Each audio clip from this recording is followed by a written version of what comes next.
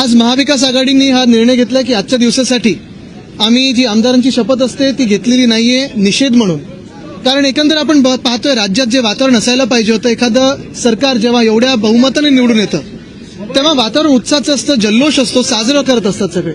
पण कुठेही जल्लोष दिसत नाही, कुठेही कोणी साजरं करत नाहीये. आणि मनात हाच प्रश्न पडतो जो आम्ही आधी पण विचारलेला होता की हे जे मॅन्डेट आहे हे जनतेने दिलेलं मॅन्डेट आहे की निवडणूक आयोगाने दिलेलं मॅन्डेट आहे, ईव्हीएमने दिलेलं मॅन्डेट आहे. मध्यंतरीच्या काळात आपण पाहिलं असेल, काँग्रेस असेल किंवा आम्ही सगळेच असू, आम्ही वेगळ्या वेगळ्या माध्यमातून निवडणूक आयोगाकडे आमचे प्रश्न उपस्थित केलेले आहेत. जे जनतेच्या मनातले प्रश्न आहेत ते देखील उपस्थित केलेले आहेत. आणि आम्ही राजकीय पक्ष म्हणून जेव्हा असे प्रश्न उपस्थित करतो, तसंच मार्केटवाडी नावाचं जे गाव आहे तिथे देखील स्थानिक जनतेने मॉकपोल मागितला होता.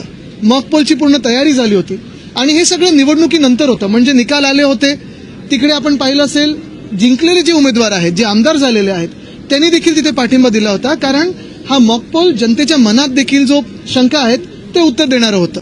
साधारणपणे बॅलेट पेपरवर किती कोण जिंकू शकतं आणि त्याच विरोधात ईव्हीएमवर कसं कोण जिंकू शकतं हे आम्ही अनेकदा दाखवलेलं आहे. मध्यंतरीच्या काळात आम्ही जे पोस्टल बॅलेट ह्याची मतं आणि ईव्हीएमची मतं ह्याच्यातली तफावत देखील दाखवली. पण काल परवाकडे आपण पाहिलं की नुसतं कर्फ्यूच नाही त्या गावामध्ये, तर कर्फ्यूच्याही पुढे जाऊन काल रात्री मला वाटतं काही अटका देखील सुरू झालेल्या आहेत. 20 जणांना अटका झालेल्या आहेत. आणि लोकशाही ज्या माध्यमातून आम्ही जिंकून आलो, बघा आम्ही सगळे जो आज निषेध करत आहोत, आम्ही काही हरलेले आमदार नाही आहोत, हरलेले उमेदवार नाही आहोत, आम्ही जिंकून आलो तरी देखील आमच्या मनात जी शंका ईव्हीएम बद्दल आहे, जी निवडणूक आयोगाबद्दल आहे, ही आज व्यक्त करत आहोत. आणि म्हणून आज आम्ही निषेध म्हणून शपथ घेत नाही आहोत. जनतेचा मान राखून, जनतेच्या मनात जी शंका आहेत त्याचा मान राखून आम्ही आज शपथ घेत नाही आहोत. महत्वाची गोष्ट हीच ठरेल की लोकशाहीचा जो लॉंग मार्च आहे, लोकशाहीचा जो आपण पाहत असाल एक मोर्चा आम्ही हाती घेणार आहोत, इथपासून सुरुवात होते.